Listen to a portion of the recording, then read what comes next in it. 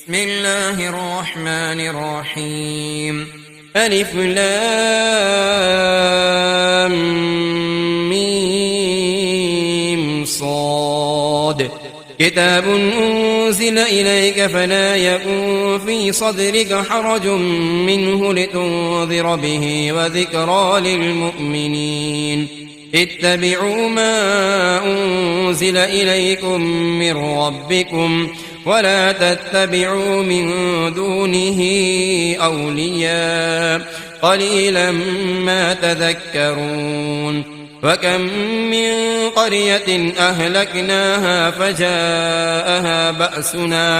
بأسنا بياتا أو هم قائلون فما كان دعواهم إذ جاءهم بأسنا إلا أن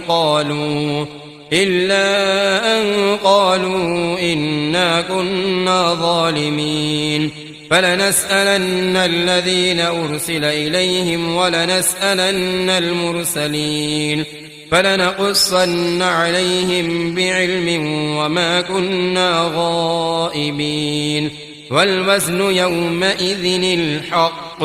فمن ثقلت موازينه فأولئك هم المفلحون ومن خفت موازينه فأولئك الذين خسروا أنفسهم بما كانوا بآياتنا يظلمون ولقد مكناكم في الأرض وجعلنا لكم فيها معايش قليلا ما تشكرون ولقد خلقناكم ثم صورناكم ثم قلنا للملائكة اسجدوا لآدم فسجدوا إلا إبليس لم يكن من الساجدين قال ما منعك ألا تسجد إذ أمرتك قال أنا خير منه خلقتني من نار وخلقته من طين قال فاهبط منها فما يكون لك أن تتكبر فيها فاخرج إنك من الصاغرين قال أنظرني إلى يوم يبعثون قال إنك من المنظرين قال فبما أغويتني لأقعدن لهم صراطك المستقيم ثم لآتينهم من بين أيديهم ومن خلفهم وعن أيمانهم وعن شمائلهم ولا تجد أكثرهم شاكرين قال اخرج منها مذءوما مدحورا لمن تبعك منهم لأملأن جهنم منكم أجمعين ويا آدم اسكن أنت وزوجك الجنة فكلا من حيث شئتما ولا تقربا هذه الشجرة فتكونا من الظالمين فوسوس لهما الشيطان ليبدي لهما ما بوري عنهما من سوآتهما وقال ما نهاكما ربكما عن هذه الشجرة إلا أن تكونا ملكين أو تكونا من الخالدين وقاسمهما إني لكما لمن الناصحين فدلاهما بغرور فلما ذاقا الشجرة بدت لهما سوآتهما وطفقا يخصفان عليهما من ورق الجنة وناداهما ربهما ألم أنهكما عن تلكما الشجرة وأقل لكما إن الشيطان لكما عدو مبين قالا ربنا ظلمنا أنفسنا وإن لم تغفر لنا وترحمنا لنكونن من الخاسرين قال اهبطوا بعضكم لبعض عدو ولكم في الأرض مستقر ومتاع إلى حين قال فيها تحيون وفيها تموتون ومنها تخرجون يا بني آدم قد أنزلنا عليكم لباسا يواري سوآتكم وريشا ولباس التقوى ذلك خير ذلك من آيات الله لعلهم يذكرون يا بني آدم لا يفتننكم الشيطان كما أخرج أبويكم من الجنة ينزع عنهما لباسهما ليريهما سوآتهما إنه يراكم هو وقبيله من حيث لا ترونهم إنا جعلنا الشياطين أولياء للذين لا يؤمنون وإذا فعلوا فاحشة قالوا وجدنا عليها آباءنا والله أمرنا بها قل إن الله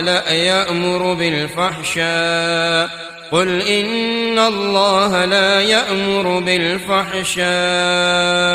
أتقولون على الله ما لا تعلمون قل أمر ربي بالقسط وأقيموا وجوهكم عند كل مسجد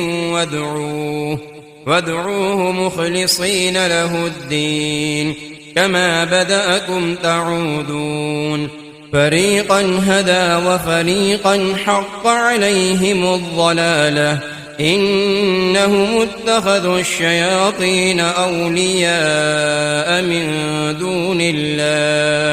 من دون الله ويحسبون أنهم مهتدون يا بني آدم خذوا زينتكم عند كل مسجد وكلوا واشربوا ولا تسرفوا إنه لا يحب المسرفين قل من حرم زينة الله التي أخرج لعباده والطيبات من الرزق قل هي للذين آمنوا في الحياة الدنيا خالصة يوم القيامة كذلك نفصل الآيات لقوم يعلمون قل إنما حرم ربي الفواحش ما ظهر منها وما بطن والإثم والبغي بغير الحق وأن تشركوا بالله ما لم ينزل به سلطانا وأن تقولوا على الله ما لا تعلمون ولكل أمة أجل فإذا جاء أجلهم لا يستأخرون ساعة ولا يستقدمون يا بني آدم إما يأتينكم رسل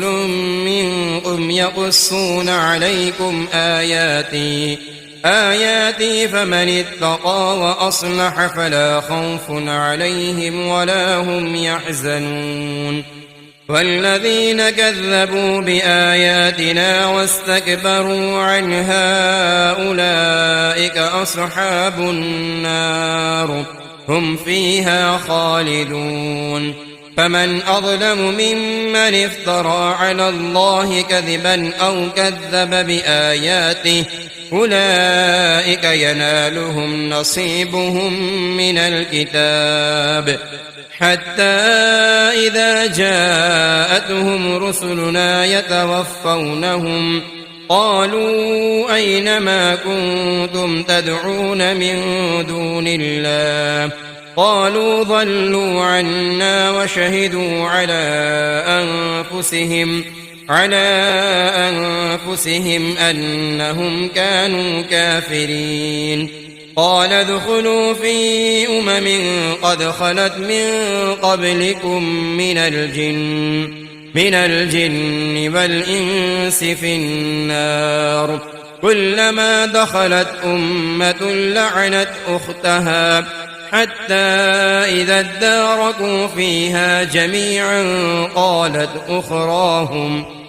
قالت أخراهم لأولاهم ربنا هؤلاء أضلونا فآتهم عذابا ضعفا من النار قال لكل ضعف ولكن لا تعلمون. وقالت أولاهم لأخراهم فما كان لكم علينا من فضل فذوقوا العذاب بما كنتم تكسبون. إن الذين كذبوا بآياتنا واستكبروا عنها لا تفتح لهم أبواب السماء ولا يدخلون الجنة حتى يلج الجمل في سم الخياط وكذلك نجزي المجرمين. لهم من جهنم مهاد ومن فوقهم غواش وكذلك نجزي الظالمين. والذين آمنوا وعملوا الصالحات لا نكلف نفسا إلا وسعها أولئك أصحاب الجنة هم فيها خالدون. ونزعنا ما في صدورهم من غل تجري من تحتهم الأنهار وقالوا الحمد لله الذي هدانا لهذا وما كنا لنهتدي لولا أن هدانا الله لقد جاءت رسل ربنا بالحق ونودوا أن تلكم الجنة أورثتموها بما كنتم تعملون. ونادى أصحاب الجنة أصحاب النار أن قد وجدنا ما وعدنا ربنا حقا فهل وجدتم ما وعد ربكم حقا قالوا نعم فأذن مؤذن بينهم اللعنة الله على الظالمين. الذين يصدون عن سبيل الله ويبغونها عوجا وهم بالآخرة كافرون وبينهما حجاب. وعلى الأعراف رجال يعرفون كلا بسيماهم ونادوا أصحاب الجنة أن سلام عليكم لم يدخلوها وهم يطمعون. وإذا صرفت أبصارهم تلقاء أصحاب النار قالوا ربنا لا تجعلنا مع القوم الظالمين. ونادى أصحاب الأعراف رجالا يعرفونهم بسيماهم قالوا ما أغنى عنكم جمعكم وما كنتم تستكبرون أهؤلاء الذين أقسمتم لا ينالهم الله برحمة ادخلوا الجنة لا خوف عليكم ولا أنتم تحزنون. ونادى أصحاب النار أصحاب الجنة أن أفيضوا علينا من الماء أو مما رزقكم الله قالوا إن الله حرمهما على الكافرين الذين اتخذوا دينهم لهوا ولعبا وغرتهم الحياة الدنيا فاليوم ننساهم كما نسوا لقاء يومهم هذا وما كانوا بآياتنا يجحدون ولقد جئناهم بكتاب فصلناه على علم هدى ورحمة لقوم يؤمنون هل ينظرون إلا تأويله يوم يأتي تأويله يقول الذين نسوه من قبل قد جاءت رسل ربنا بالحق فهل لنا من شفعاء فيشفعوا لنا أو نرد فنعمل غير الذي كنا نعمل قد خسروا أنفسهم وضل عنهم ما كانوا يفترون إن ربكم الله الذي خلق السماوات والأرض في 6 أيام ثم استوى على العرش يغشي الليل النهار يطلبه حثيثا والشمس والقمر والنجوم مسخرات بأمره ألا له الخلق والأمر تبارك الله رب العالمين ادعوا ربكم تضرعا وخفية إنه لا يحب المعتدين ولا تفسدوا في الأرض بعد إصلاحها وادعوه خوفا وطمعا إن رحمة الله قريب من المحسنين وهو الذي يرسل الرياح بشرا بين يدي رحمته حتى إذا أقل السحابا ثقالا سقناه لبلد ميت فأنزلنا به الماء فأخرجنا به من كل الثمرات كذلك نخرج الموتى لعلكم تذكرون والبلد الطيب يخرج نباته بإذن ربه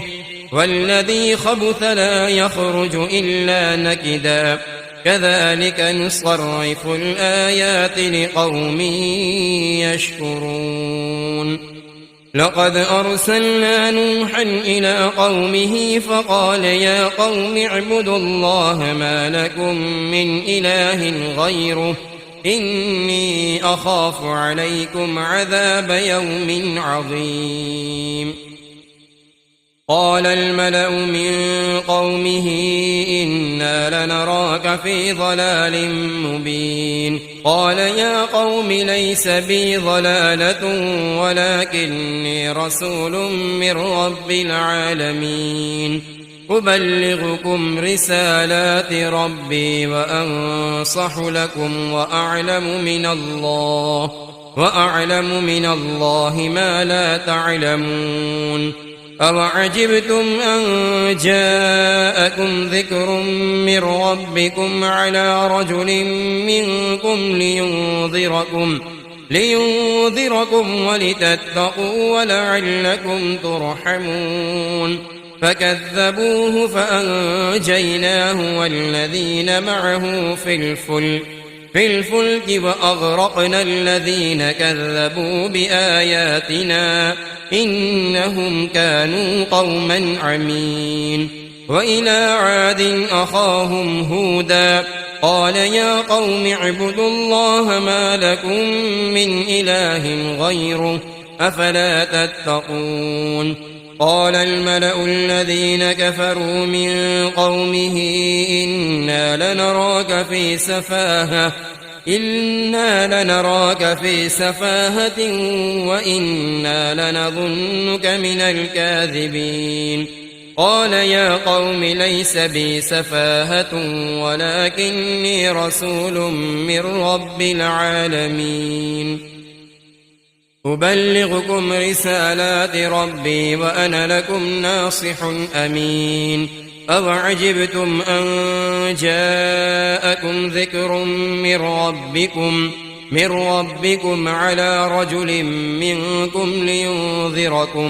واذكروا إذ جعلكم خلفاء من بعد قوم نوح وزادكم في الخلق بسطة فاذكروا آلاء الله لعلكم تفلحون قالوا أجئتنا لنعبد الله وحده ونذر ما كان يعبد آباؤنا فأتنا بما تعدنا إن كنت من الصادقين قال قد وقع عليكم من ربكم رجس وغضب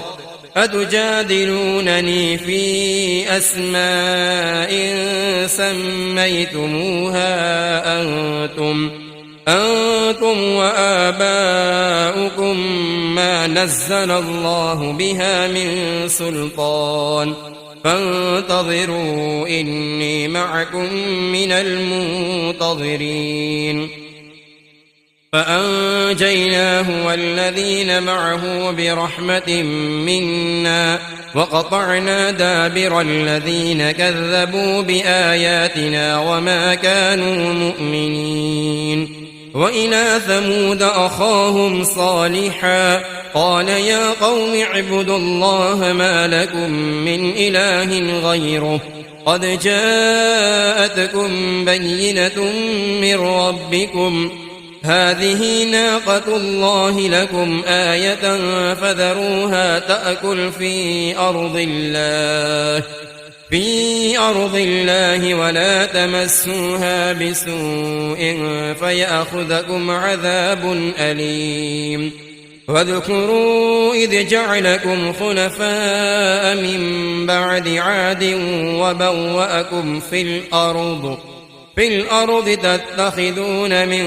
سهولها قصورا وتنحتون الجبال بيوتا فاذكروا آلاء الله ولا تعثوا في الأرض مفسدين قال الملأ الذين استكبروا من قومه للذين استضعفوا لمن آمن منهم أتعلمون أن صالحا مرسل من ربه قالوا إنا بما أرسل به مؤمنون قال الذين استكبروا إنا بالذي آمنتم به كافرون فعقروا الناقة وعتوا عن أمر ربهم وقالوا يا صالح ائتنا بما تعدنا إن كنت من المرسلين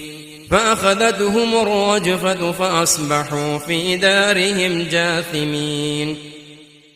فتولى عنهم وقال يا قوم لقد أبلغتكم رسالة ربي ونصحت لكم ولكن لا تحبون الناصحين ولوطا إذ قال لقومه أتأتون الفاحشة ما سبقكم بها من أحد من العالمين إنكم لتأتون الرجال شهوة من دون النساء بل أنتم قوم مسرفون وما كان جواب قومه إلا أن قالوا أخرجوهم من قريتكم إنهم أناس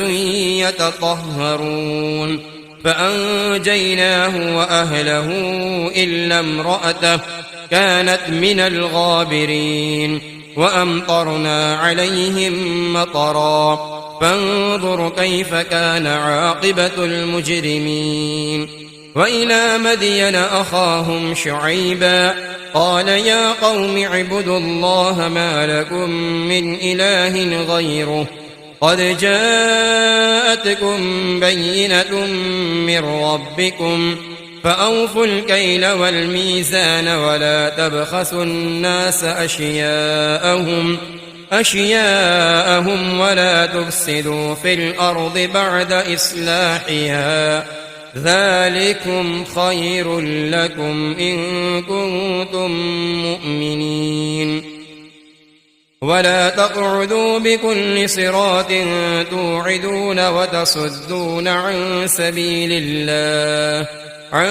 سبيل الله من آمن به وتبغونها عوجا واذكروا إذ كنتم قليلا فكثركم وانظروا كيف كان عاقبة المفسدين. وإن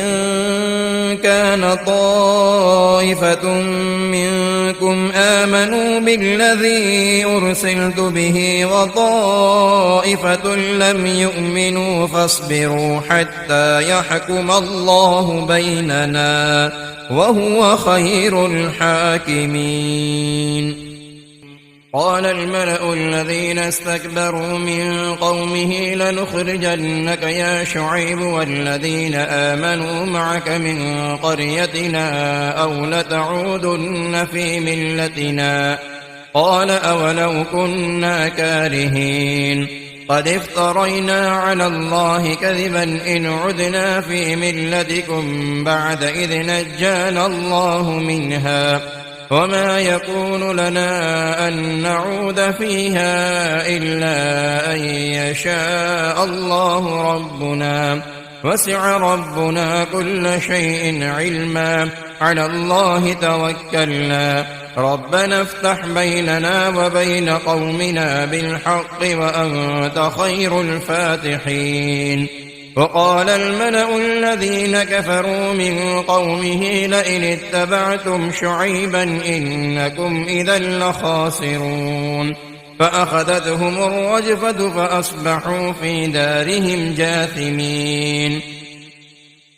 الذين كذبوا شعيبا كأن لم يغنوا فيها الذين كذبوا شعيبا كانوا هم الخاسرين فتولى عنهم وقال يا قوم لقد أبلغتكم رسالات ربي ونصحت لكم فكيف آسى على قوم كافرين. وما أرسلنا في قرية من نبي إلا أخذنا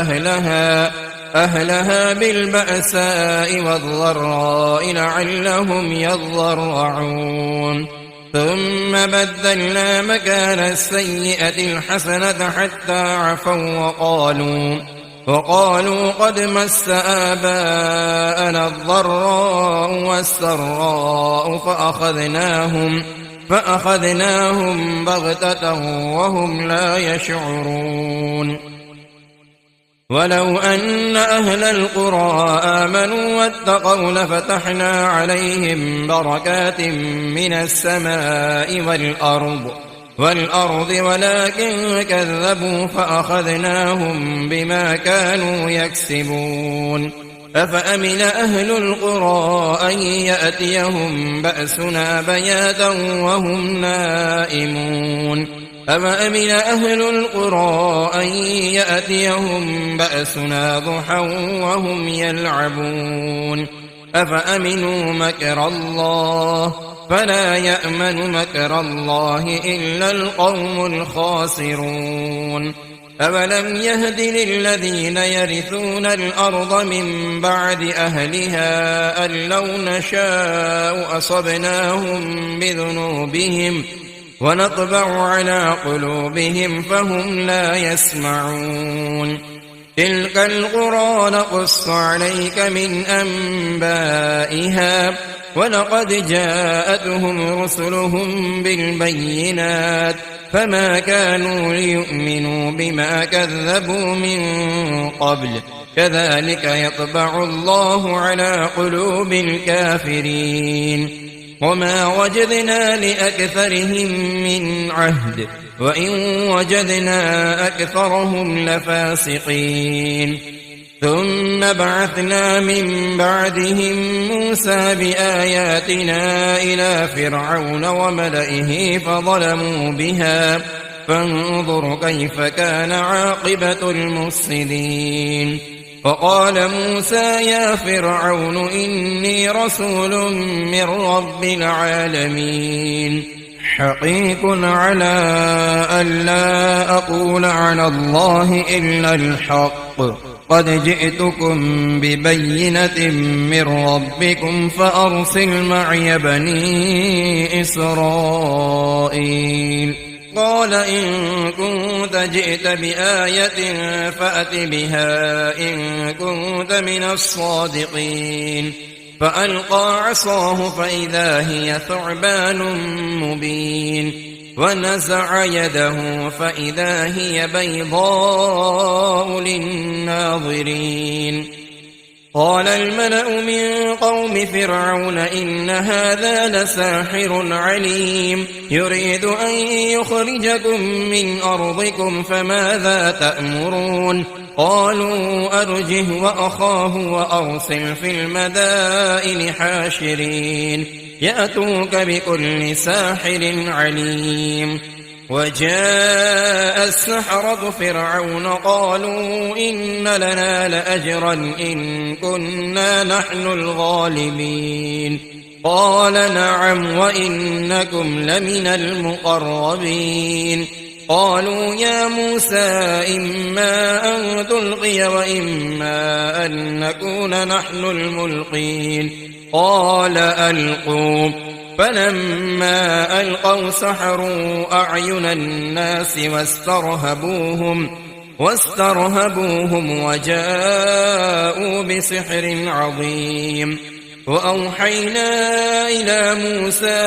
أن ألق عصاك فإذا هي تلقف ما يأفكون. فوقع الحق وبطل ما كانوا يعملون فغلبوا هنالك وانقلبوا صاغرين. وألقي السحرة ساجدين قالوا آمنا برب العالمين رب موسى وهارون. قال فرعون آمنتم به قبل أن آذن لكم إن هذا لمكر مكرتموه في المدينة لتخرجوا منها أهلها فسوف تعلمون. لأقطعن أيديكم وأرجلكم من خلاف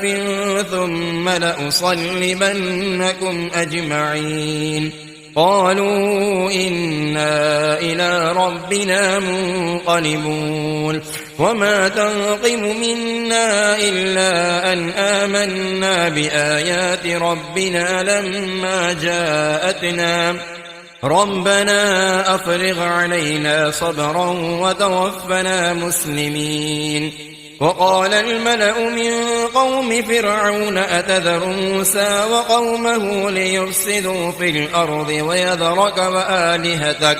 قال سنقتل أبناءهم ونستحيي نساءهم وإنا فوقهم قاهرون. قال موسى لقومه استعينوا بالله واصبروا إن الأرض لله يورثها من يشاء من عباده والعاقبة للمتقين. قالوا أوذينا من قبل أن تأتينا ومن بعد ما جئتنا. قال عسى ربكم أن يهلك عدوكم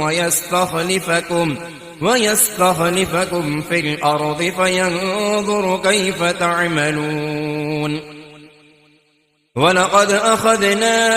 آل فرعون بالسنين ونقص من الثمرات لعلهم يذكرون. فإذا جاءتهم الحسنة قالوا لنا هذه وإن تصبهم سيئة يطيروا بموسى ومن معه ألا إنما طائرهم عند الله ولكن أكثرهم لا يعلمون. وقالوا مهما تأتنا به من آية لتسحرنا بها فما نحن لك بمؤمنين. فأرسلنا عليهم الطوفان والجراد والقمل والضفادع والدم آيات مفصلات فاستكبروا وكانوا قوما مجرمين. فلما وقع عليهم الرجز قالوا يا موسى ادع لنا ربك بما عهد عندك لئن كشفت عنا الرجز لنؤمنن لك ولنرسلن معك بني إسرائيل فلما كشفنا عنهم الرجز إلى أجل هم بالغوه إذا هم ينكثون فانتقمنا منهم فأغرقناهم في اليم بأنهم كذبوا بآياتنا وكانوا عنها غافلين وأورثنا القوم الذين كانوا يستضعفون مشارق الأرض ومغاربها التي باركنا فيها وتمت كلمة ربك الحسنى على بني إسرائيل بما صبروا ودمرنا ما كان يصنع فرعون وقومه وما كانوا يعرشون وجاوزنا ببني إسرائيل البحر فأتوا على قوم يعكفون على أصنام لهم قالوا يا موسى اجعل لنا إلها كما لهم آلهة قال إنكم قوم تجهلون إن هؤلاء متبر ما هم فيه وباطل ما كانوا يعملون قال أغير الله أبغيكم إلها وهو فضلكم على العالمين وإذ أنجيناكم من آل فرعون يسومونكم سوء العذاب يقتلون أبناءكم ويستحيون نساءكم وفي ذلكم بلاء من ربكم عظيم وواعدنا موسى 30 ليلة وأتممناها ب10 فتم ميقات ربه 40 ليلة وقال موسى لأخيه هارون اخلفني في قومي وأصلح ولا تتبع سبيل المفسدين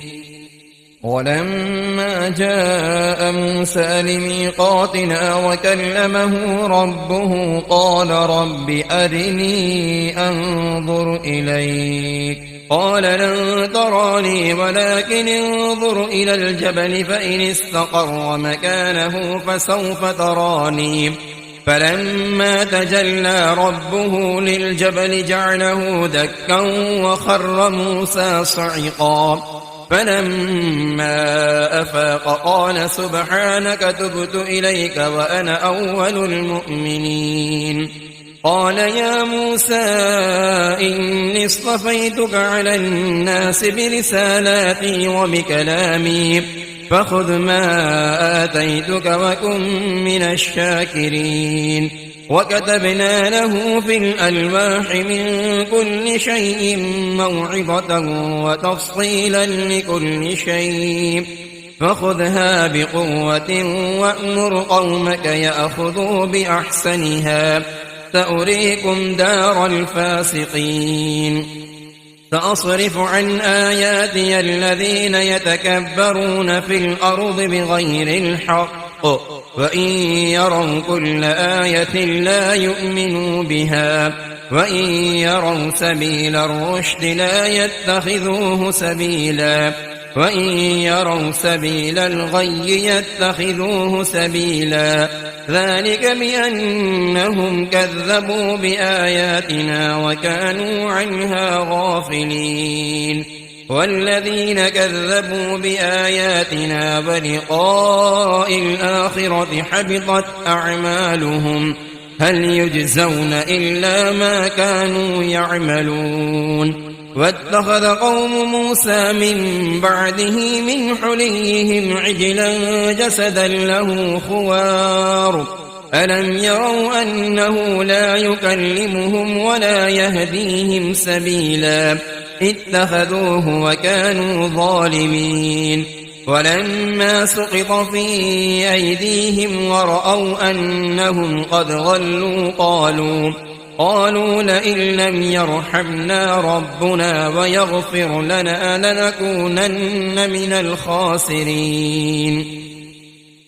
ولما رجع موسى إلى قومه غضبان أسفا قال بئس ما خلفتموني من بعدي أعجلتم أمر ربكم وألقى الألواح وأخذ برأس أخيه يجره إليه قال ابن أم إن القوم استضعفوني وكادوا يقتلونني فلا تشمت بي الأعداء ولا تجعلني مع القوم الظالمين.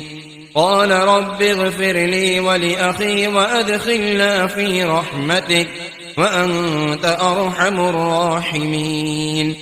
إن الذين اتخذوا العجل سينالهم غضب من ربهم وذلة في الحياة الدنيا وكذلك نجزي المفترين. والذين عملوا السيئات ثم تابوا من بعدها وآمنوا إن ربك من بعدها لغفور رحيم. ولما سكت عن موسى الغضب أخذ الألواح وفي نسختها هدى ورحمة للذين هم لربهم يرهبون.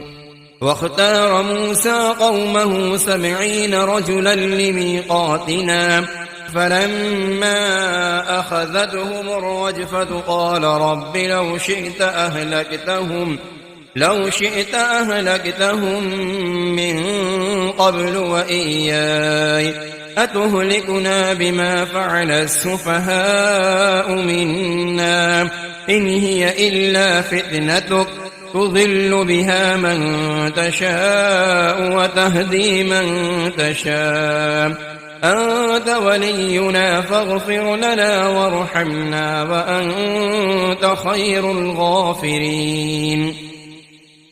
واكتب لنا في هذه الدنيا حسنة وفي الآخرة إنا هدنا إليك. قال عذابي أصيب به من أشاء ورحمتي وسعت كل شيء فسأكتبها للذين يتقون ويؤتون الزكاة والذين هم بآياتنا يؤمنون. الذين يتبعون الرسول النبي الأمي الذي يجدونه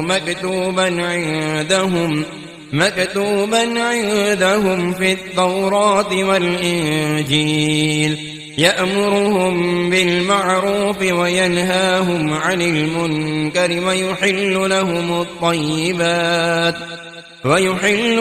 الطيبات ويحرم عليهم الخبائث ويضع عنهم إصرهم والأغلال التي كانت عليهم.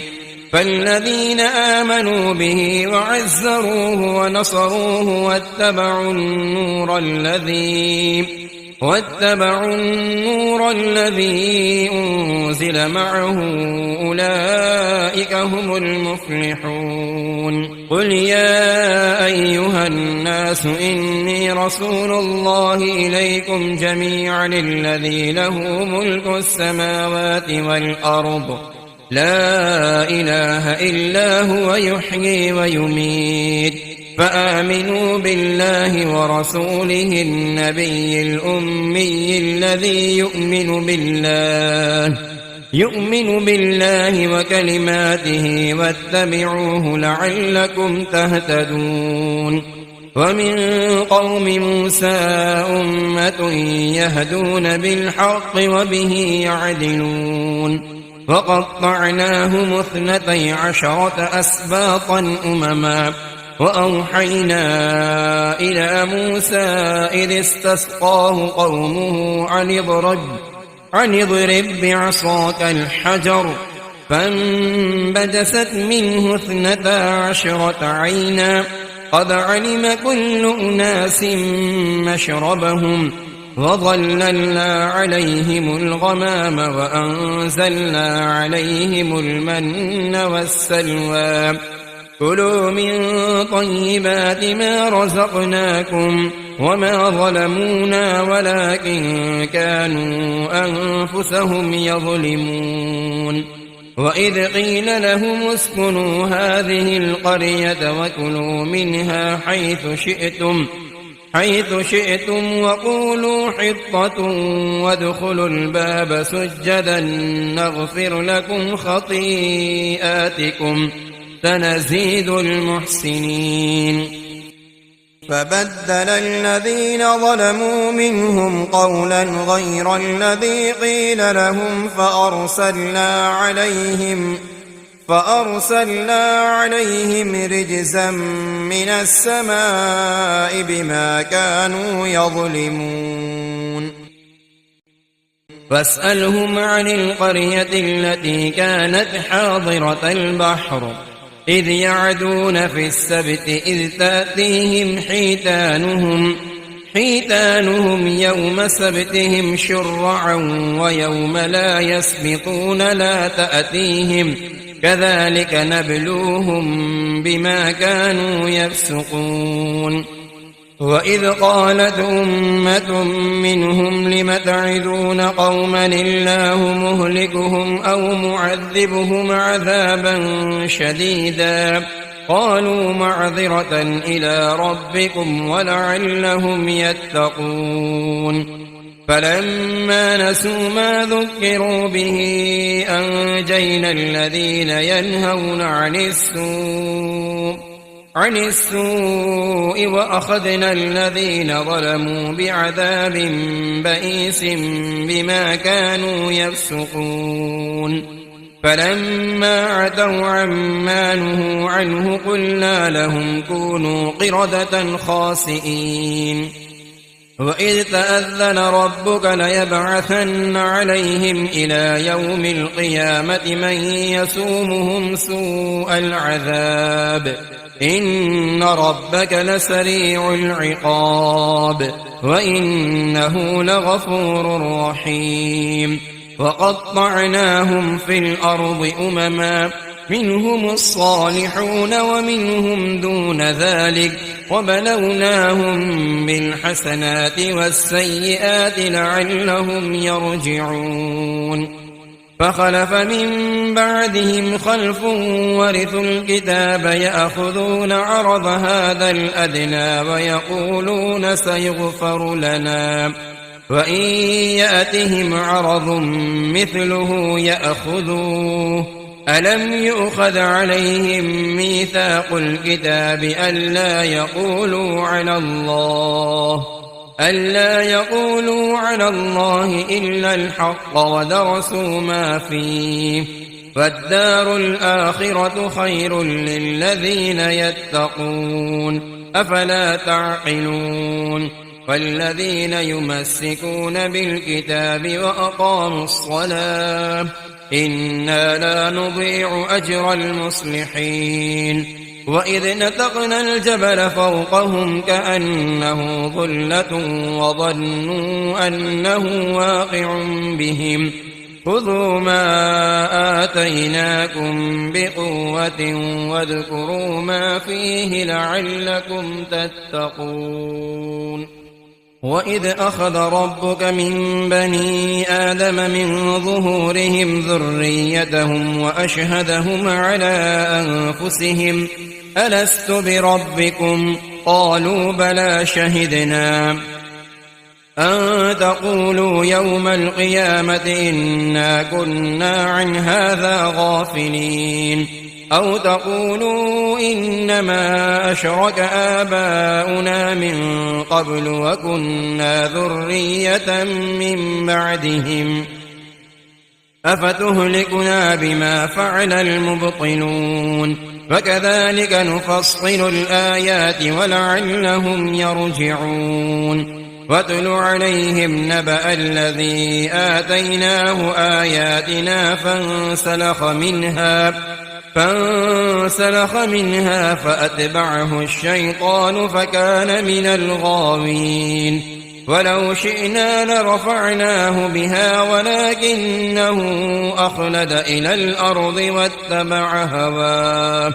فمثله كمثل الكلب إن تحمل عليه يلهث أو تتركه يلهث ذلك مثل القوم الذين كذبوا بآياتنا فاقصص القصص لعلهم يتفكرون ساء مثلا القوم الذين كذبوا بآياتنا وأنفسهم كانوا يظلمون من يهد الله فهو المهتدي ومن يضلل فأولئك هم الخاسرون ولقد ذرأنا لجهنم كثيرا من الجن والإنس لهم قلوب لا يفقهون بها ولهم أعين لا يبصرون بها ولهم آذان لا يسمعون بها أولئك كالأنعام بل هم أضل أولئك هم الغافلون ولله الأسماء الحسنى فادعوه بها وذروا الذين يلحدون في أسمائه سيجزون ما كانوا يعملون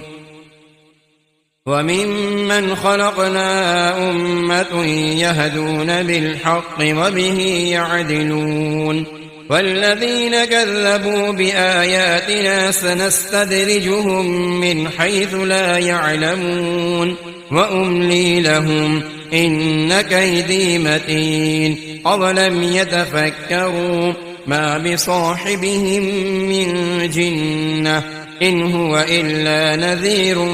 مبين أولم ينظروا في ملكوت السماوات والأرض وما خلق الله من شيء وأن عسى أن يكون قد اقترب أجلهم فبأي حديث بعده يؤمنون من يضلل الله فلا هادي له ويذرهم في طغيانهم يعمهون يسألونك عن الساعة أيان مرساها قل إنما علمها عند ربي لا يجليها لوقتها إلا هو ثقلت في السماوات والأرض لا تأتيكم إلا بغتة يسألونك كأنك حفي عنها قل إنما علمها عند الله ولكن أكثر الناس لا يعلمون قل لا أملك لنفسي نفعا ولا ضرا إلا ما شاء الله ولو كنت أعلم الغيب لاستكثرت من الخير وما مسني السوء إن أنا إلا نذير وبشير لقوم يؤمنون هو الذي خلقكم من نفس واحدة وجعل منها زوجها ليسكن إليها فلما تغشاها حملت حملا خفيفا فمرت به فلما أثقلت دعوى الله ربهما لئن آتيتنا صالحا لنكونن من الشاكرين فلما آتاهما صالحا جعلا له شركاء فيما آتاهما فتعالى الله عما يشركون أيشركون ما لا يخلق شيئا وهم يخلقون ولا يستطيعون لهم نصرا ولا أنفسهم ينصرون وإن تدعوهم إلى الهدى لا يتبعوكم سواء عليكم أدعوتموهم أم أنتم صامتون إن الذين تدعون من دون الله عباد أمثالكم فادعوهم فليستجيبوا لكم إن كنتم صادقين ألهم أرجل يمشون بها أم لهم أيدي يبطشون بها أم لهم أعين